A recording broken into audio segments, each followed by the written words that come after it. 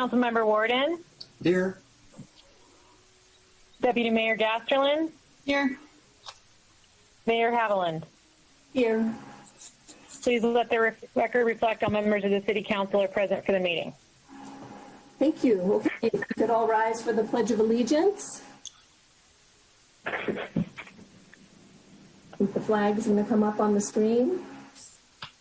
All right, ready to begin. I pledge allegiance to the flag of the United States of America and to the republic for which it stands, one nation, under God, indivisible, with liberty and justice for all.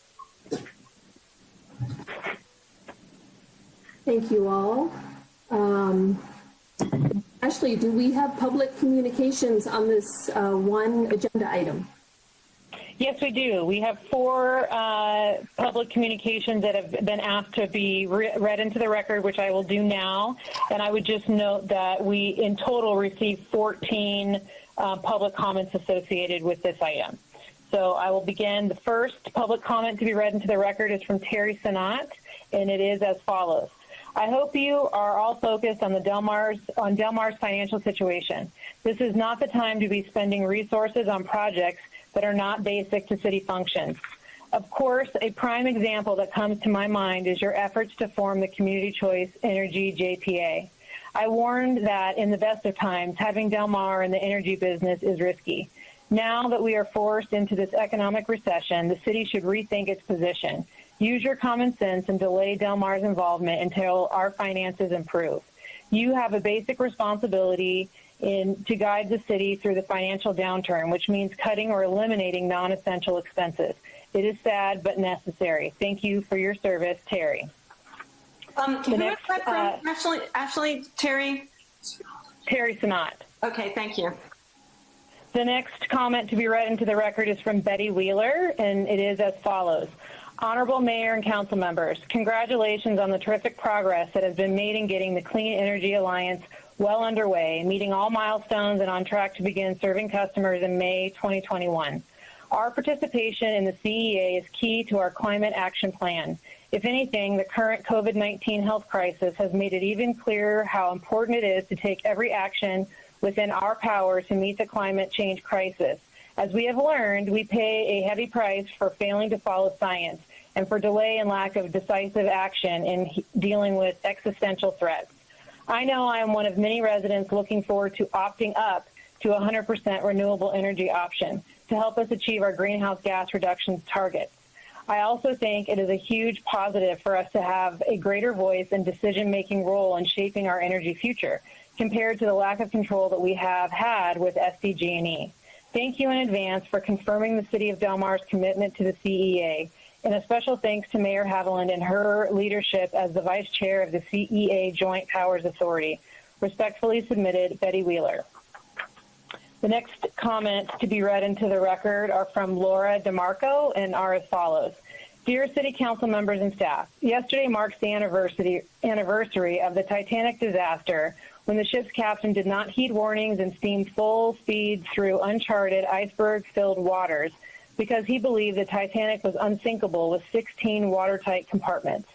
In his haste to reach New York on time, the captain didn't stop to realize that his ship was doomed if more than 4 of its 16 watertight compartments were ruptured. The iceberg ruptured 5, and the Titanic sunk with over 1,400 lives lost. Today, you are meeting to consider spending an additional $150,000 for a new CEA. It's a seeming drop in the bucket until you consider that Del Mar's watertight compartments of $2.2 million in emergency general fund reserves will be gone in only 2 weeks. Like the Titanic, you are speeding through dangerous and uncharted waters. All large gatherings are canceled for at least a year until a vaccine or herd immunity in the COVID-19 virus is achieved. As a result, Del Mar's financial viability, essential services, and credit rating are threatened by tax revenues plunging with the cancellation of the summer fair and horse racing season. Our beaches, hotels, and shops are closed for the foreseeable future. The few open restaurants are only available for takeout and delivery, and all will be disrupted as masks and social distancing between tables will be mandated.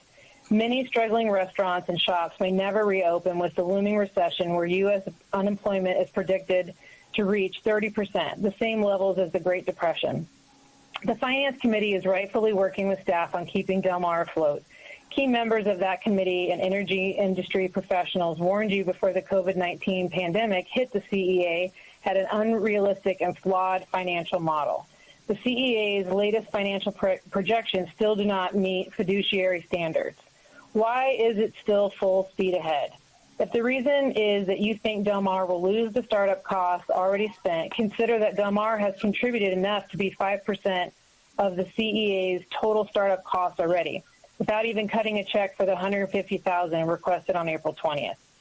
By allowing the city of Del Mar to be charged 33% of the startup costs, yet only being 5% of the customer base, you are subsidizing the larger cities of Solana Beach and Carlsbad. That is not fair or prudent. Is an equal voice on the CEA board worth another $150,000 in budget cuts needed for essential services to the citizens of Del Mar? Are you rearranging deck chairs on the Titanic? Thanks for your consideration, Laura.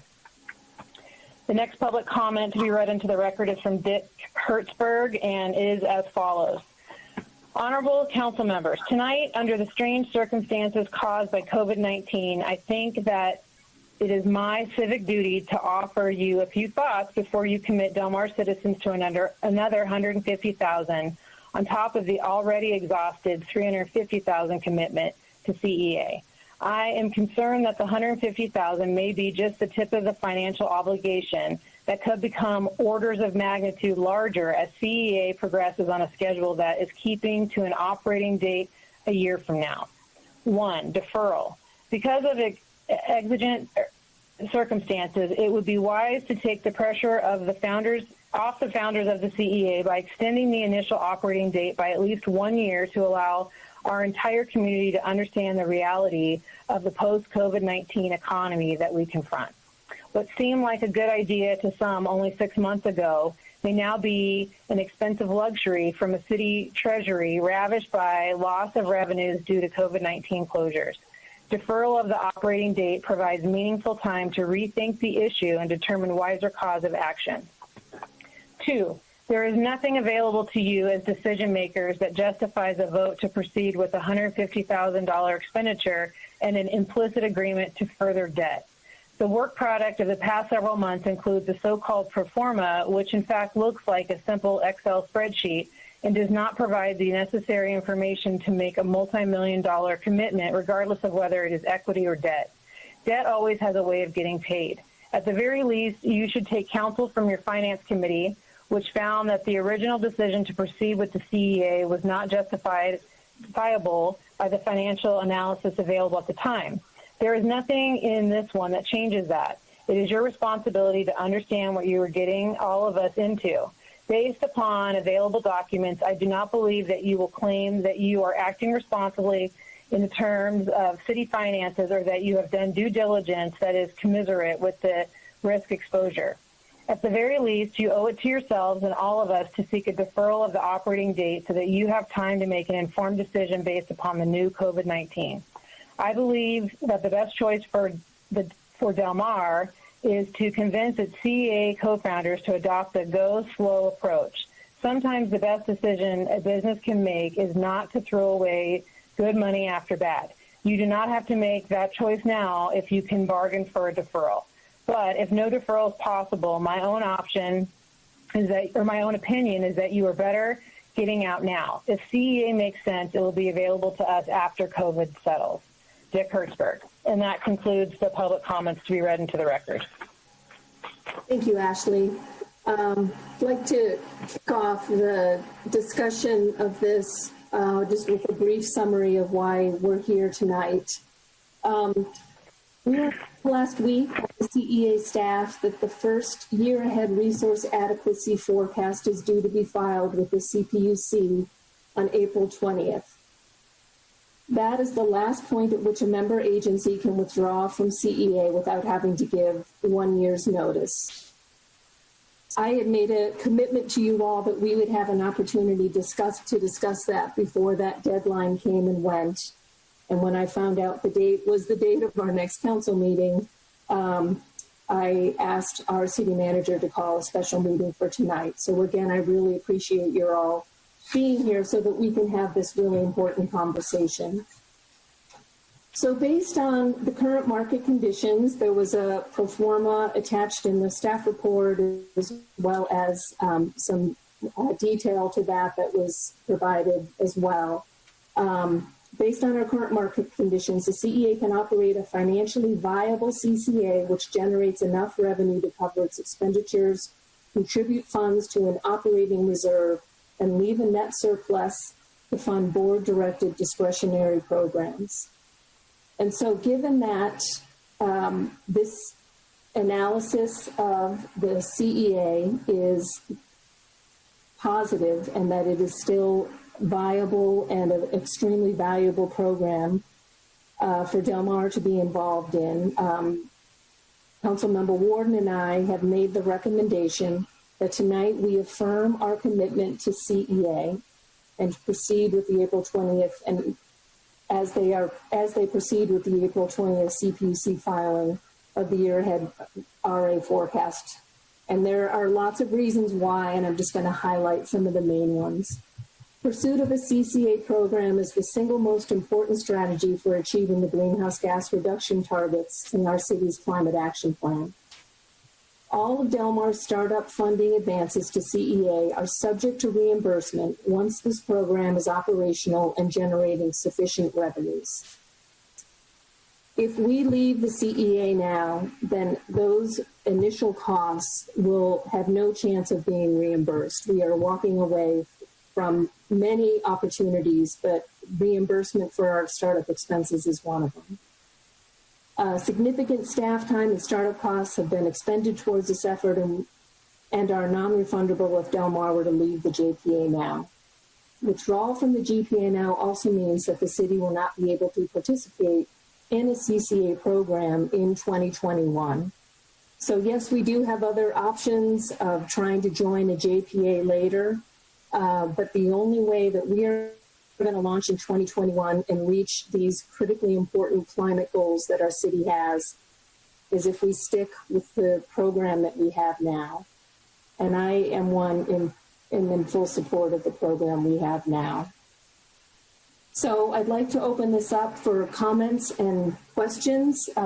Please raise your hand so I can take this in order of people who want to speak.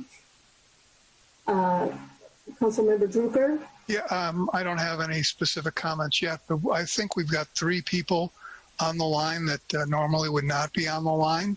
Could we have them introduce themselves and tell us what their role is?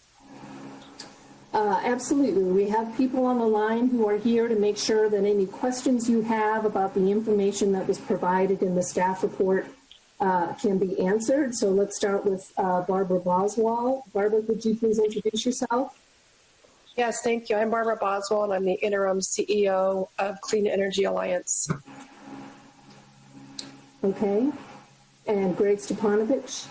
Yes, this is Greg Stepanovich, and I am the General Counsel of the Clean Energy Alliance. Thank you. And Kirby Dussel, please correct me if I mispronounced your name. No, that's all right. It's Dussel. I'm Kirby Dussel with Pacific Energy Advisors. We're a technical consultancy that has longstanding experience in the electric utility industry and has been supporting the implementation efforts of Clean Energy Alliance. Okay, so are there questions? Dwight, you had your, and then you put it, Dwight, you have your hand up. I don't have a question, but if you're ready for statements, I'm ready to make one. I'm ready. Okay, I'm strongly in support of this and wanted to just address a couple of the concerns that have come up. One is it should be absolutely clear under the Joint Powers Agreement, and Mr. Stepanovich can correct me if I'm wrong, but I'm pretty sure I'm not, that Del Mar's general fund and our budget is absolutely protected. There's no ability for CEA to impose any additional costs on Del Mar over our objection. Should the world all go bad and CEA go bankrupt, Del Mar is protected from that. Really what we have at risk are the startup funds that we've already put in. Should CEA fall apart and go bankrupt in the next couple of years, to the extent those startup costs haven't been reimbursed, we would lose those. But if we opt out today, we suffer the same consequence. Those startup costs are not reimbursable. The second thing to me that's important is our realistic options. There are three of them. We can stay with the CEA. That's option one. Option two is we could pull out of the CEA and go with the San Diego Joint Powers Authority. Option three is we could pull out of CCAs altogether and do nothing and stay with SDG&E. I guess there's a variant of 1 to a 1A would be what some have suggested, like Mr. Hertzberg, that we defer moving forward with CEA for a year. So let me comment on each of those and share my thinking about why option one, sticking with CEA, is by far the best. If we pull out and try to go with the San Diego JPA, there will be costs to us. There will be delay of at least a year before we can start serving our customers with CCA energy. And most important, we will be giving up our equal voting power that we have in the CEA. Del Mar, as Laura DeMarco points out, is only about 5% of the load of the three cities that are in CEA, but we have an equal 1/3 vote. Our vote counts just as much as the city of Carlsbad's. If we leave CEA and go with San Diego, we give that up for a weighted voting formula on important things, where Del Mar would be way, way, way down the short end of the stick. So the San Diego JPA is not very appealing. Option three of what if we just pull out of CCAs altogether and stick with SDG&E? That's been our experience over prior years, and it's not been very satisfactory. We haven't really had much say or control. And if we do that, granted, SDG&E has their own clean energy programs. They're not as good or as strong as what CEA is proposing, and we would be giving up the critical element of local control. Under CCA, the pro forma shows that we can pay all our bills and expenses. We can reimburse startup costs to everybody, including Del Mar, probably in the next 3 years or so, and that at 5% of revenues, we can build a reserve approaching $20 million in about 5 years, and we can have money approaching $8 million for local programs. We give up all of that if we pull out of CEA. The option 1A of what if, can't we just stick with CEA but defer? I think we sort of passed that milestone. We are in CEA, Carlsbad and Solana Beach are in, and the deadline of Monday is an opportunity to pull out, but that's all it is. It's an opportunity to pull out. If we wanted to delay, I guess we could, in theory, ask for an agenda item at CEA and ask if the whole group wanted to delay and hold back. But I wouldn't support that because I don't think it's financially warranted, and I think the program is good and we should push ahead. So that's my thinking. Thanks for listening. Thank you, Dwight. Councilmember Drucker?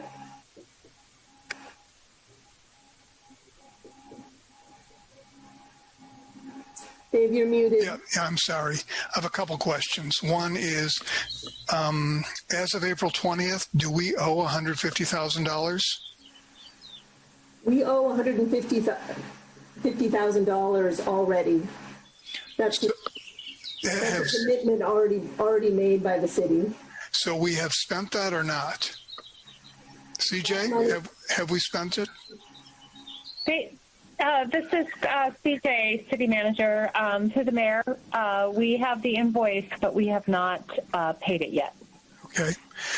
What is our liability? What is our obligation if we take this loan out and CCA is unable to pay it? This is Greg Stepanich, General Counsel for CEA. There is no, because it's a JPA, there is no liability by the member cities. So if there is a default by the authority, that's it. There's no recourse against any of the member agencies. And also one thing we do in all contracts that the CEA will enter into is there'll be a provision there where the other contracting party agrees that there's no recourse against the members, only against the authority. Another question is, has CCA chat? Dave, Yes. just follow up on that question. I think Barbara could give some insight today as well about a unanimous motion that was made by the board to see about financing those $150,000 startup costs that each city is obligated to pay so that we can get paid back sooner rather than later. Barbara, would you mind just briefly summarizing what was passed today at our board? Yes. To come back at a future meeting? Yes, Mayor, thank you.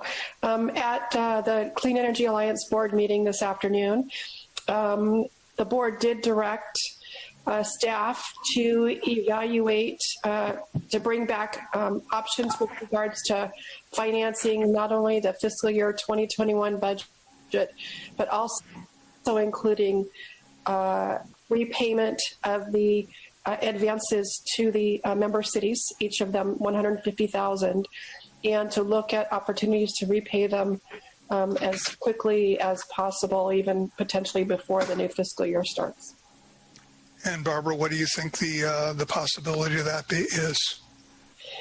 We have, Clean Energy Alliance currently has two potential financing options before it.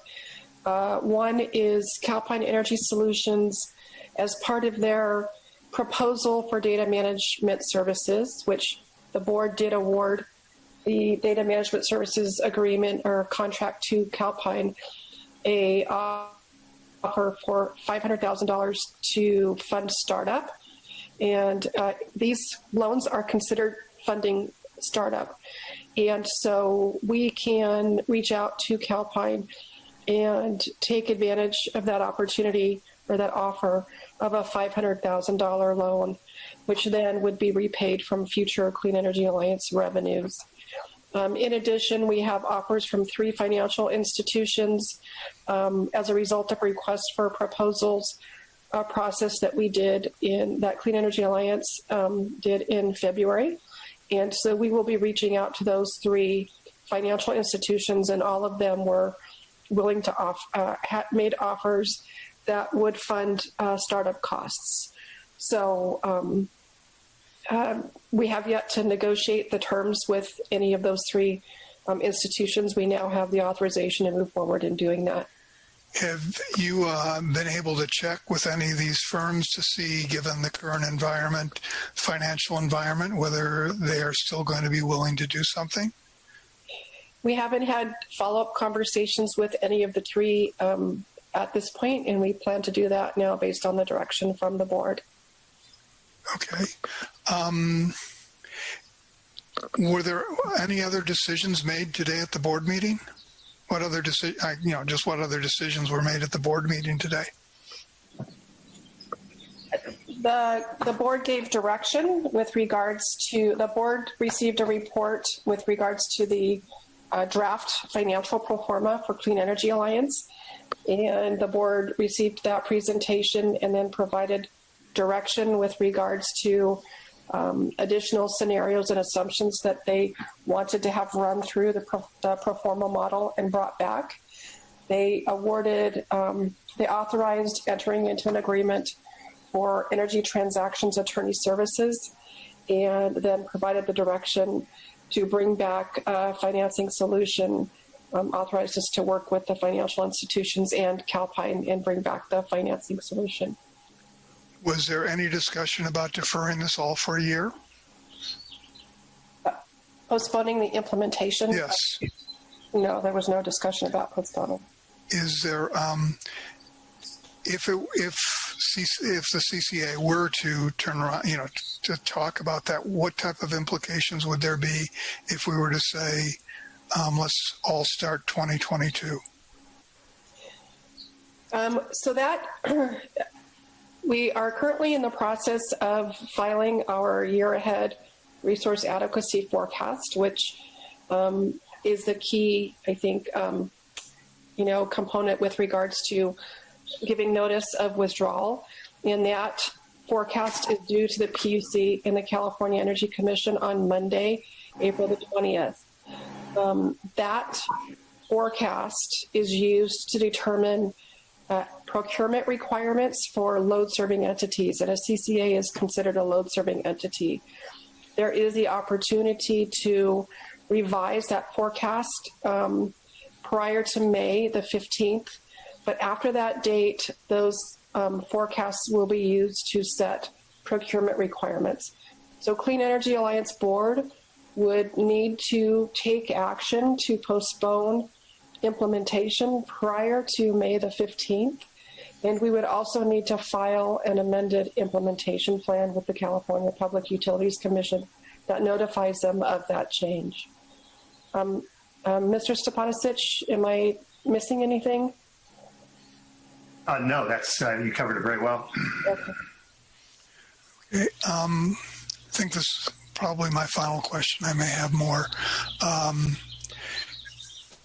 The current people that have solar panels and that are basically not, they're net energy providers rather than users, what happens to them under the CCA? That's a good question. So in a CCA, as a bundled customer, so as an SDG&E customer, the customers with rooftop solars have an agreement, a net energy metering agreement with SDG&E, and through it they sets a relevant period, and during the year they produce energy and they use energy, and that's trued up at the end of the year. And if they're a net generator, which means they've produced more energy than they've used, SDG&E has a rate schedule that they will, it's a net surplus compensation, compensate the customer. With a rooftop solar, the solar is producing energy while the sun is shining, and customers use that. And when it's dark, the customers are pulling energy off the grid. So with a CCA, we generally see the CCAs adopt a net energy metering program that also offers a net surplus compensation rate to customers who are net generators. When the CCAs are forecasting their energy needs and developing their quantities or specifications related to procuring energy, they take into account that generation. So they don't account, we understand that there is a certain portion of the energy being provided by that rooftop solar, and that is accounted for in developing the needs and the forecasts for procurement.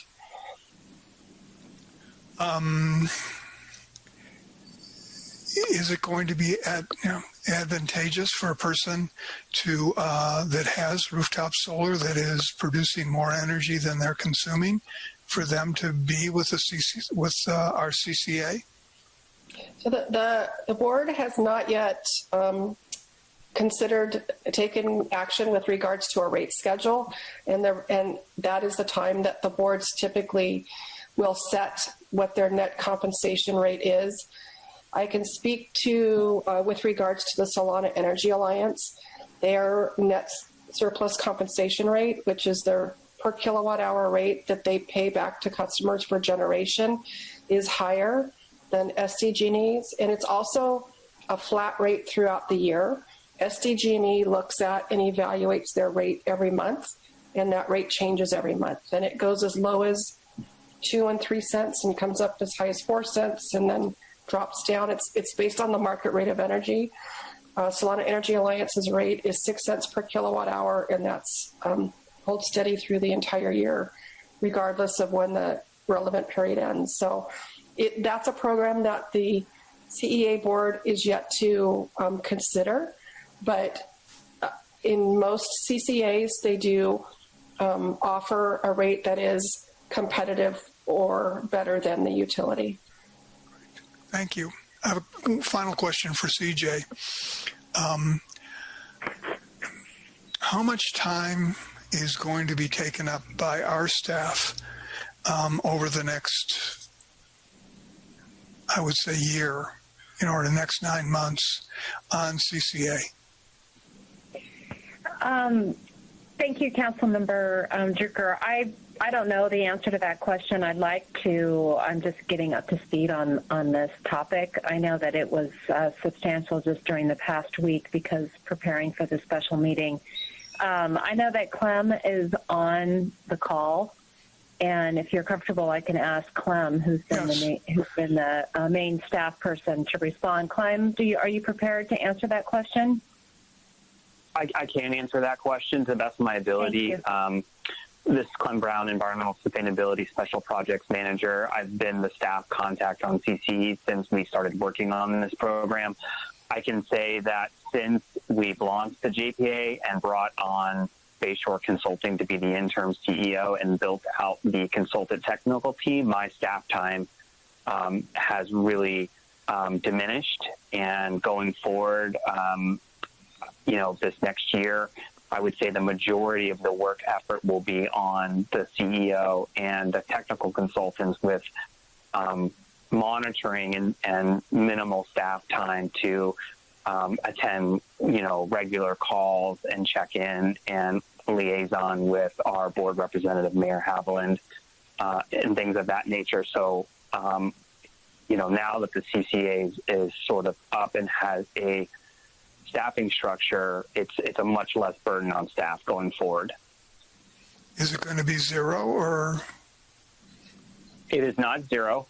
One of the things that is important is that staff stays engaged in the process and attends the board meetings and helps our board representative relay information back from CEA and to the Del Mar City Council. So it is not zero, but it is not nearly as significant as it was prior to forming the JPA. Great.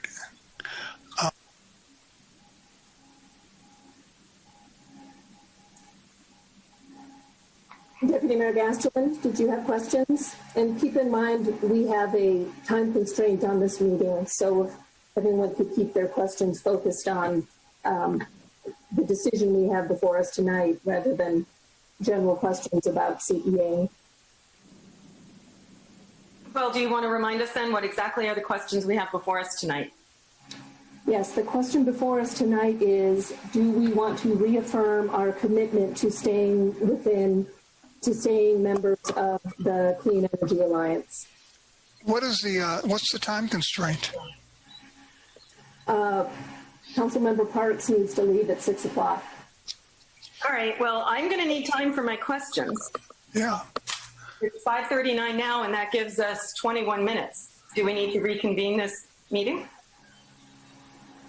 No, Terry, you need to ask your relevant questions as to any. I'm going to ask my questions. All right, so Was my questions unrelevant? Any of my questions unrelevant? No. Okay. So don't You assume don't that need I to don't ask have questions that have already been asked. All right, and don't assume that I do not have relevant questions in advance, please.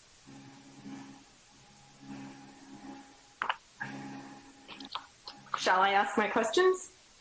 I've asked you several times now to ask your questions. All right, Terry Gasterland, Deputy Mayor.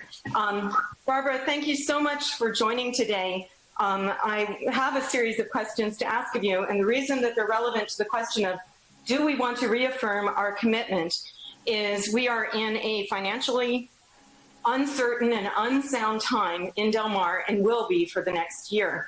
So my questions go to the certainty and the risk that face the CEA and how that certainty or risk may reach through to Del Mar. So I'm simply going to start with the bar graph that we were given in the staff report.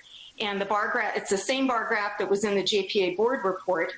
And the bars in the bar graph did not have numbers and they didn't have error bars. You know, as a scientist, I usually look for numbers at the top and then a little error bar on it. But the bars in the bar graph had completely different levels and numbers than the attachment C pro forma spreadsheet that we received. Why were the numbers in the bar graph presented to us as summarizing the pro forma 2 days ago, and then the numbers we got last night to review for today were different? Good. Thank you for your question. The bar graph that was included in the staff report was based on the pro forma as it was last week. As you're aware, the economy and the environment is changing, and particularly in light of COVID-19. And we felt, based on the importance of today's meeting, that the board see as up-to-date and current a pro forma as possible at their meeting. And so our consultants, Pacific Energy Advisors, and Kirby is on the line, we're monitoring continuing to look at rates and projections for rates and assumptions for rates, as well as energy costs, and refining those figures. And the detailed pro forma that was subsequently provided and reflected and presented to the board today reflected the most current information that we had. So yes, it was different, but we felt it was prudent to provide the board with the most up-to-date information that we had available to us, which included rate projections that affect revenues as well as energy costs. Okay, so that makes sense. The revised numbers are different from the previous numbers. One can summarize them as the operating margin less financing. And in the previous one, the difference between the red bar and the green bar was by my eyeball, because we were not given the numbers. Somewhere on the order of $2 million in 2022 through 2024, 25. And the differential in the revised numbers is a net loss in 2021, followed by $7 to $8 million of operating margin less financing in the positive, which means that the positive has about tripled after revision from the COVID. Could you explain how the economic downturn has led into that much increase, even with a decrease in revenues compared to the previous? Yeah, it's very difficult to parse. Barbara, if you'd like, I can go ahead and take that one. Sure. Thanks, Kirby. Yeah, not a problem. So there's one specific change that I would want to highlight that I think is the primary cause of the noted observation that you're making. Mm-hmm. And that relates to what I would characterize as an overly conservative cost estimate for a key component of power supply charges. And that relates to resource adequacy costs. And when we were framing the pro forma initially, we felt that it was kind of important to start with an overly conservative approach in that regard. And after doing some additional research and some internal discussion regarding the costs that related to resource adequacy and the process that related to procuring resource adequacy, we felt that it was prudent to make an adjustment in that cost in the downward direction. And that's the primary cause for the differences that you're observing now. So the resource adequacy cost has been relaxed from a conservative position to a more aggressive. No. I think that's highly inaccurate to call it that. I would say it was overly conservative, meaning like a 10 out of 10. And I think we brought it more back in line to like a 7 out of 10 in terms of the level of conservatism. So yeah, not at all aggressive. I would say it's far from that. I would say that it is more reflective of the reality that Clean Energy Alliance is likely to face with resource adequacy as opposed to a worst case scenario. Okay. So this is for whoever is the right person to answer this. The Calpine data management role, and then their role in loaning to the CEA. Calpine is also an energy producer with energy production plants all over California and in Texas in the Northeast. What builds a firewall between Calpine as loaner, Calpine as contractor, and Calpine as potential future energy provider to the CEA? How do we avoid conflict of interest? And the reason I ask is conflict of interest of that sort, unless we know that there's a firewall, that's a potential risk to Del Mar, where potentially liability, should the whole thing fail, Del Mar could have reached through that would go into our coffers. And I'll let the attorney weigh in on that at the very end. So what is the firewall first, and then what are the consequences to Del Mar, the circumstances under which Del Mar could be held liable for any of the loan? So I would defer to General Counsel Grace Stefanisic, but at the beginning of the call, he did did speak to the liabilities that Del Mar has with regards to Clean Energy Alliance operations, and beyond the $150,000, Clean Energy Alliance is a separate legal entity, and its liabilities would not flow through to the member agencies. And Greg, can you speak more to that? Yeah, so that is correct. And so really, no matter what happens here, JPA was properly formed, the requirements of state law. So there is the firewall, and so there would be absolutely no liability to the member agencies. The question you raised about conflict of interest. Yeah. Whether we would purchase electricity from Calpine would be a decision made by the board. And I probably Kirby could address this, or Barbara better than me, but of the CCAs I've worked with, I've not seen Calpine being a contracting party for the provision of electricity. But that's their major business. Well, so with respect to CCAs, though, their business, and they are the primary data management firms for CCAs throughout California. And so that has been their business in the CCA world, is to be providing the data management services. So, and again, to the extent we would contract them with them for anything else, that's it would be a determination made by the authority at a later time.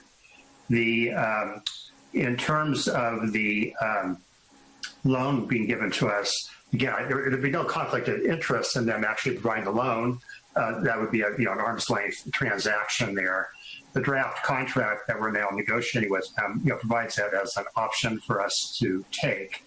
So I don't think there's any conflict that prevents that from taking place. They have offered that to other agencies. I think it was done in Solana Beach. So in that respect, I don't really see a legal conflict there that would prevent that from taking place going forward.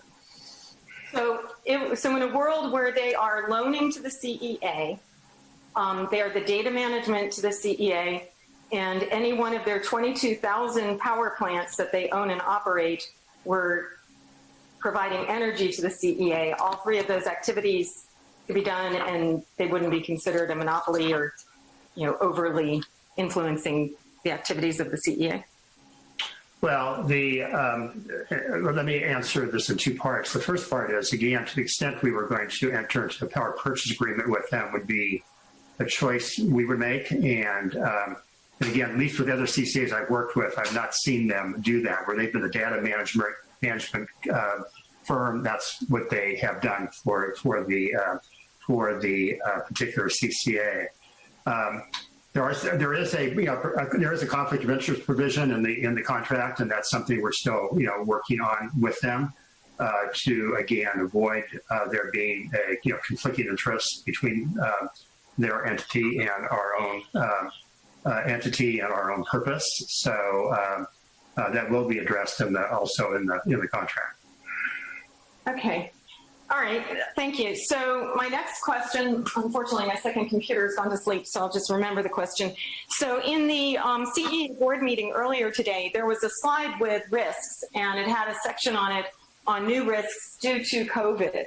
And one of the observations was that energy demand is down 15%, and that energy providers, we don't know what the next year will look like for their providing and their willingness to enter new contracts. So those were two of the items in the risks that were presented to the board.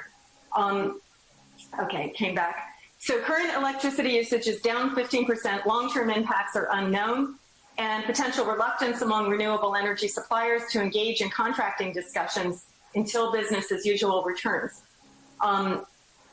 So could you elaborate on those two, or could somebody elaborate on those two, and the impact on revenues and the impact on expenses? Yeah, I'll go ahead and take this one again. This is Kirby Dussel here. I think this boils down to an issue of timing. And I think one of the things that Clean Energy Alliance actually has working in its favor is that its planned launch date isn't for over a year. And there's a lot of time for business as usual to return and for energy usage to stabilize. Do we know for sure what that'll look like when this is all said and done? No, we don't. And that's why we acknowledged it as a risk.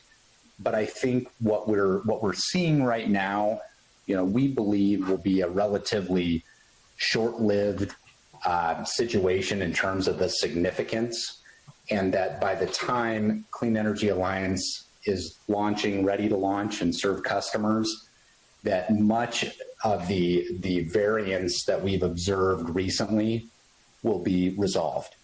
And I think to the point regarding supplier interest in working with buyers, this is an area where we've already seen some suppliers that have expressed concern about moving forward in contracting efforts come back to the table and say, hey, look, this is something we want to be aware of and we don't want to take for granted, but we believe that this will all shake out and business will return, per usual, and we'll be able to get these projects completed. It just may be a matter of, a few months of delays. And again, getting back to the timing of Clean Energy Alliance's launch, we believe that there is sufficient time for business as usual to return, generally speaking. Am I willing to say that's 100% certain? No, and I don't think anybody else would either. But I do feel like much of the issues that we've been observing so far are likely to stabilize between now and the planned May 2021 launch. Okay, thank you. So I have two more questions. I need to interrupt you for a minute. We need to get some feedback from Cheryl before she has to get off the call. Okay. Cheryl, before you leave us, could you tell us your thoughts? Yeah, thank you very much. I will be able to hang in a few more minutes because I've just called my next Zoom meeting and told them that this is going on slightly longer than we thought. My view as I follow the three choices we have to stay in the CEA as we have committed to thus far, and I think that my passion was more to do the small CEA with our neighbors who we work together with other sources of energy, water, and many other kinds of joint powers agreements with our cities. That's one of our options, or to pull out and to look to San Diego, where we could maybe look for some cost savings. However, our vote, which would be much less important in a bigger CEA like with the one with San Diego. So that doesn't appeal to me for the reasons I stated before. And to pull out of the CCAs entirely isn't what I think our community is interested in doing. We have a lot of passion for climate control areas where we can do our small part in getting clean energy. I have a lot of questions about how we would ever eventually save money in this kind of marketing, but that's not my highest priority. My highest priority is to look for the climate change commitment we've made and the passions of, I've gotten many emails today for people who want us to hang in there and learn what we can, take steps very carefully. And I think the co-virus thing may be to our advantage in the sense that it will allow us more permissions, a little bit more time to take a look at this. A lot of details in the weeds that I would like to follow up with later. But for now, I'm in favor of continuing with the CEA efforts. I commend you with our new leadership with Barbara and Greg and others there. And I think that we need to do our best to make this work. All right, thanks. Deputy Mayor Gastelum, please continue. Sure. Thank you, Cheryl. So I have two more questions, and then I'll make a comment. Okay, so my next question is about solar panels. I'll follow up on Dave Drucker's question. So Dave's question asked, what about net generators? How much do they get per kilowatt hour beyond what they use? And, you don't get a lot, but I've been trying to drill down on how many solar power panel owners and net metering users there are in Del Mar. And getting through to the SDG&E group that monitors that and converts people to net metering, the estimate that they were able to give is slightly over 500 homes in Del Mar have net metering. And that's after backing out the homes that are in 92014, but not in the city of Del Mar. So that would represent between 20 and 25%. For those homes, for all of them, the ratio of how much credit they get, what are they given as credit for a kilowatt hour when they produce it, and then how much does it cost when they use it? That ratio of cost for using an hour versus credit for creating an hour is the real ratio in whether your solar panels are going to get repaid over some period of time. Right now, that's about 120%. So you need to make 20% extra solar with SDG&E to break even at the end of the month and have no cost. So my understanding from the Marin Clean Energy CEO is that the solar power panel users are a drag on the system. They create extra energy that becomes difficult to offload. And thus, the rest of the activities of Marin Clean Energy are effectively subsidizing the solar roof panel. Somebody with solar roof panels is 100% clean energy, modulo what energy makes that evening energy when they buy their kilowatt hours back. So the question for Barbara Boswell that builds on Dave Drucker's is, beyond the repayment for the extra kilowatt hours, what is the ratio that CEA is going to aim for?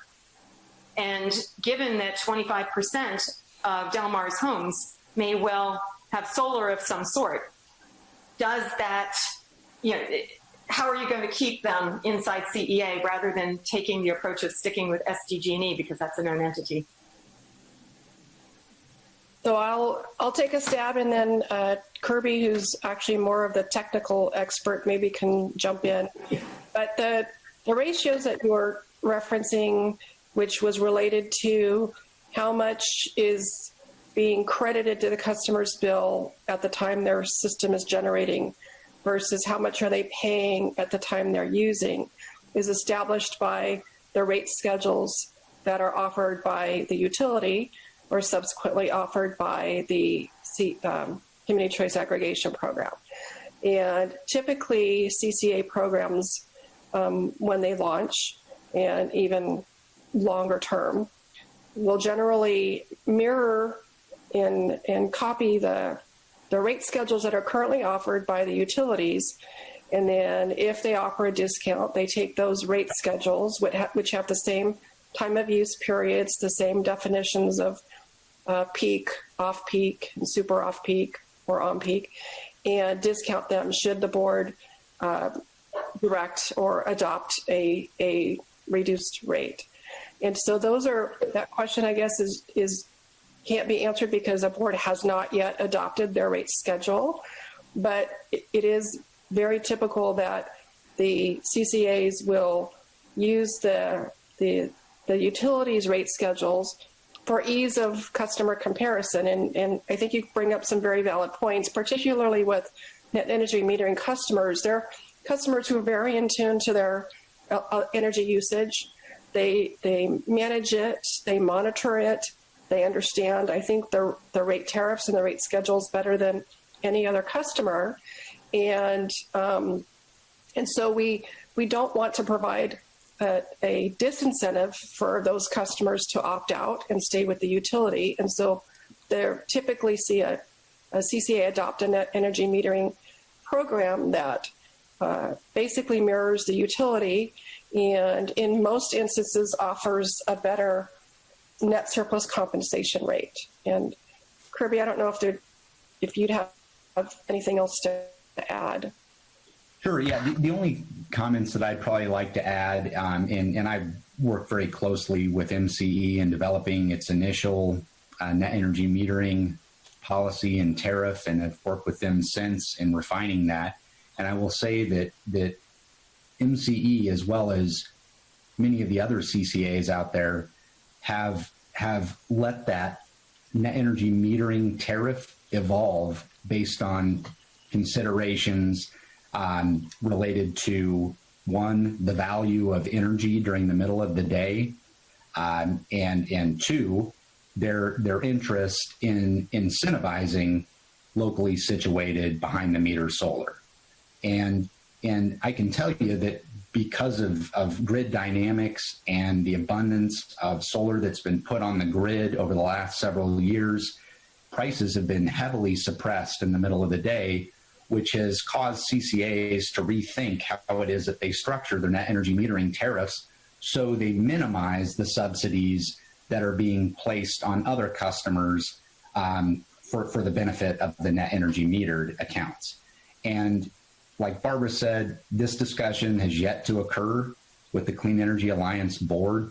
And I think it's incumbent upon staff to provide the board with all pertinent information in making these decisions, including examples of the peer CCA organization net energy metering policies, so that they can make an informed decision and strike an appropriate balance between incentivizing, or I should say just providing the desired level of incentive for net energy metering installations, while also balancing potential subsidies that would be imposed on other customers.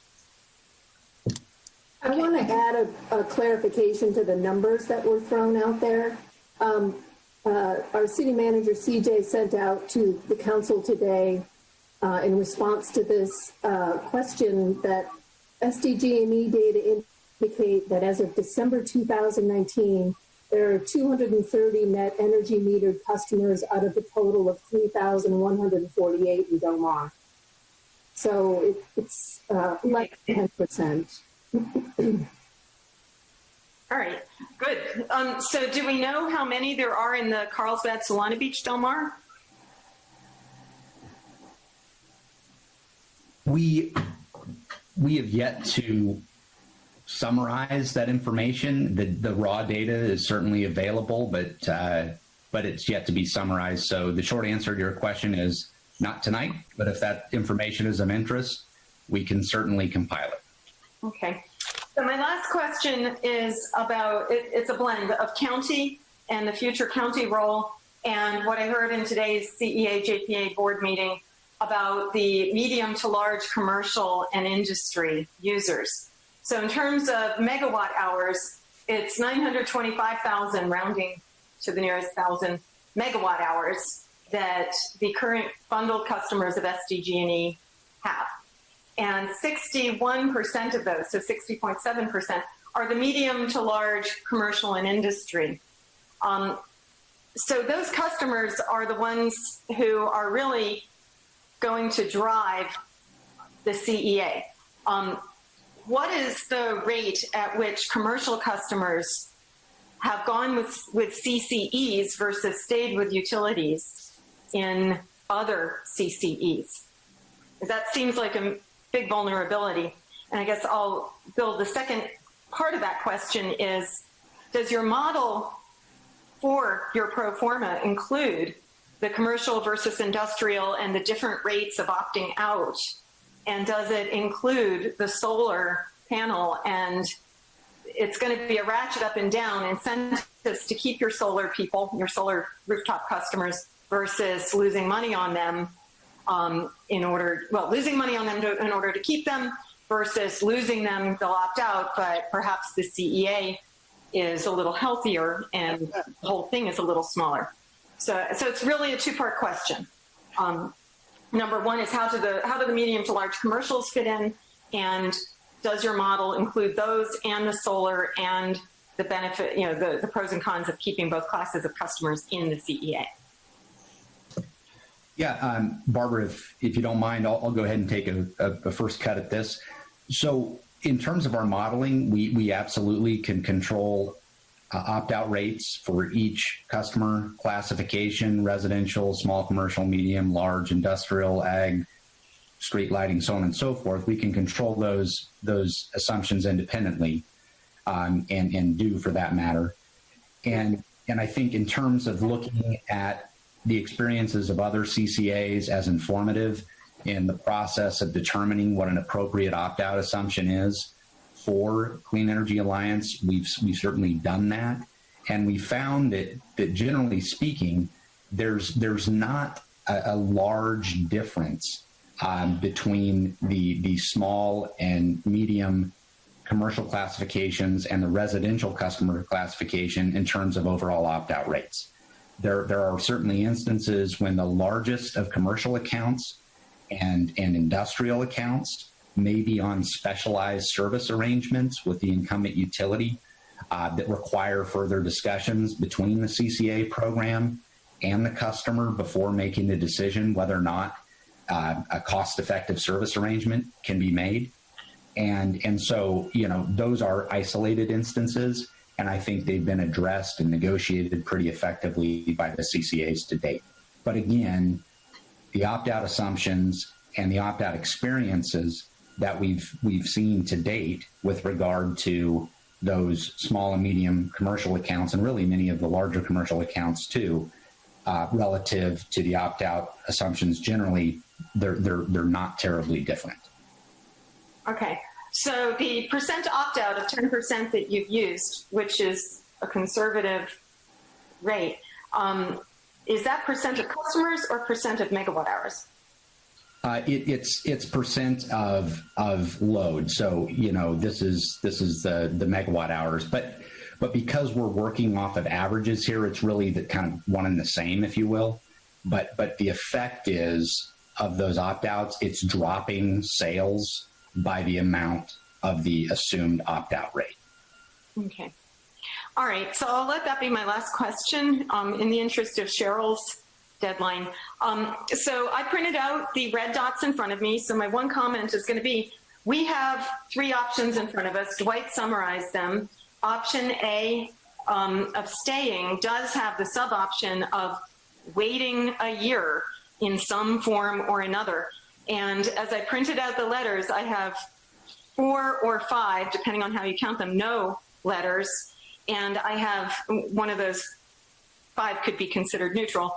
And I have 5 yes letters from residents in Del Mar, and I have 5 yes letters from Encinitas, Carlsbad, and the Sierra Club. So, so what I'm seeing in front of me on my kitchen counter is an array of pretty much equal yeses and nos. The nos are incredibly concerned about Del Mar's finances and the worry about a transition like this and what it means to people in Del Mar in this time, and the worries about the risks associated with getting into a new energy procurement business in today's climate. So that's my comment. I appreciate all the answers to my questions. Councilmember Parks, you have your hand raised? My hand is up because then Terry, my conclusion to you, you do have reservations about the financial end of things. But as you know, right now, there's no further responsibility for finances, and we have a year's time to consider the details and weigh the values of being in the CEA versus the negative thing about not being in a CEA. So is that what I hear you saying? Thank you. Yeah. And so on the negatives of not being in the CEA, SDG&E gives great incentive to people to put rooftop solar on. I've done, in full disclosure, I have a rooftop solar system that provides 100% of my energy. It'll be paid off in 6 years through SDG&E's rate system. And what you don't have there is a voice of choice of the energy itself. San Diego makes SDG&E makes those decisions for you. True. Although they have a commitment and an obligation to the state to continue to increase their greenhouse gas, and that's going up and up. And my understanding is that it's above 50%, at least for my house right now. So people have options at the moment, and I'm not advocating not doing this. Just the opposite. I think pushing for greenhouse gas-free energy is the right thing to do. However, in today's financial climate, I'm not yet convinced that it's the financially prudent thing for Del Mar to do this way right now. Well, I'm ready to vote. Is anybody else ready? Councilmember Drucker has his hand up. Yeah, so I would like to make comment on this. First of all, appreciate all the information that's been given us to by Greg and Barbara and Kurt. Really appreciate you attending today. If I had my druthers at this point, I would suggest that we postpone the CCA, postpone implementation of this until January or so of 2022. I think we are in a very tenuous times right now, and we don't know what's going to be happening. We can make all sorts of assumptions. Those all could be thrown out if the COVID-19 rears its ugly head again. It seems to be under control somewhat, but again, we don't really know, because the amount of testing that's going on is pretty sparse, and we don't know, again, if when things get opened up, whether or not again it will rear its ugly head and we may be back into a lockdown. So that would be my first choice, and I really would like our council to pursue that with Solana Beach and Carlsbad, that we, on May 15th, we ask that it be postponed until at least January of 2022. My overall comment on this is that the other druther is that we not have to spend $150,000, that we somehow get that money back as quickly as possible, that we not have to spend that $150,000. We are in a world of hurt, and that every $150,000 is going to be very important. So the other comment is that we need to ensure that our staff is not spending a whole lot of time on this. It's just kind of like the amount of time that staff spends on NCTD or SANDAG. I've rarely, if ever, used staff to help me figure out what to do when I go to NCTD or SANDAG.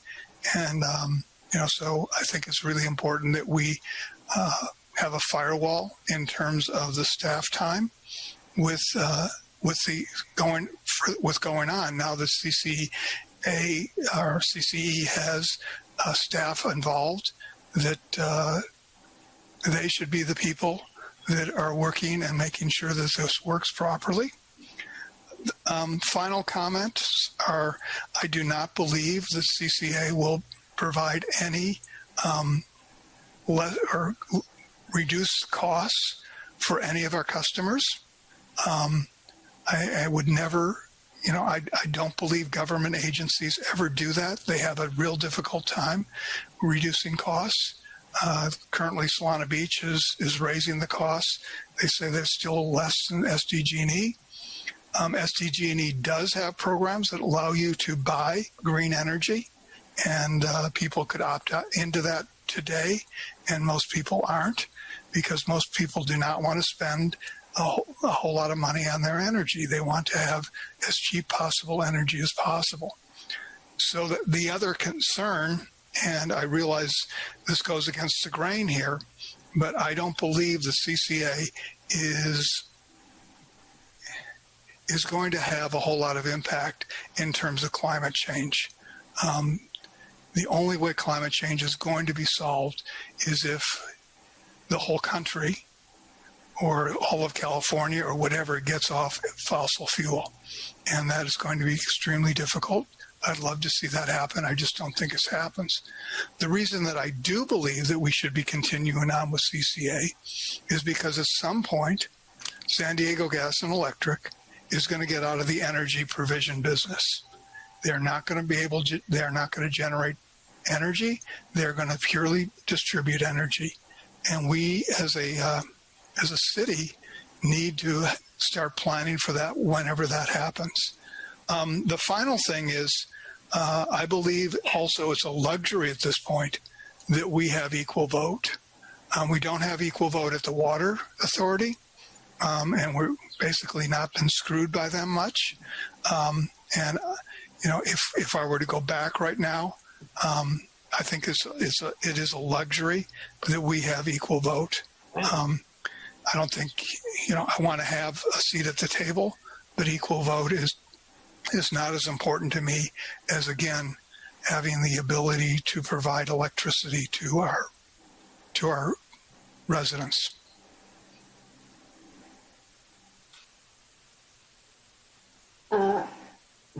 Councilmember Parks, you had another comment?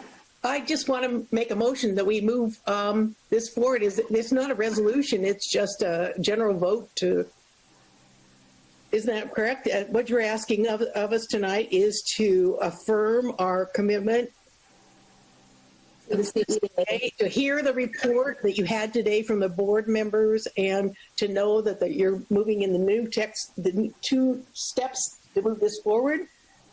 Can anyone else help me here with what we're voting on? Yeah, so if your motion, Cheryl, is that we affirm our commitment to our membership in the Clean Energy Alliance, I will second that. I'd also like to add my comments to that. First of all, I've not heard any additional risks that were brought up tonight that haven't already been addressed in the past. It's been made abundantly clear that there's no additional expenses that Del Mar is incurring by renewing our commitment to the Clean Energy Alliance. This is still a strong model, the Clean Energy Alliance, and of course there are factors that are going to change this model over time, but we have an excellent staff at the Clean Energy Alliance. And this is a business model that is replicated throughout the state successfully. So I don't have any hesitation in our continuing with this really beneficial program. Waiting a year is not something that's on the table right now. That is something that we absolutely, as a CEA board, will have to look at before we pull the trigger on going live in May of 2021. It's not without precedent for a CEA to get to that point and then decide to wait a year. And that may be something that we need to do. It's way too soon to make that call now. And this idea of the equal vote, again, that's something that was already decided on months ago when we joined the Clean Energy Alliance. That's not really an issue here for us to be debating. We've made the commitment to CEA. We have financial obligations. If we were to leave the CEA, we're not relieved of the financial obligation that we've already incurred. So there's absolutely no financial benefit to leaving CEA and joining San Diego. In fact, to our detriment, it would delay our launch for a year. And if things look good in May of 2021 and we can launch this year, that the long-term benefits to our community and the environmental benefits, I don't even know where to begin with that.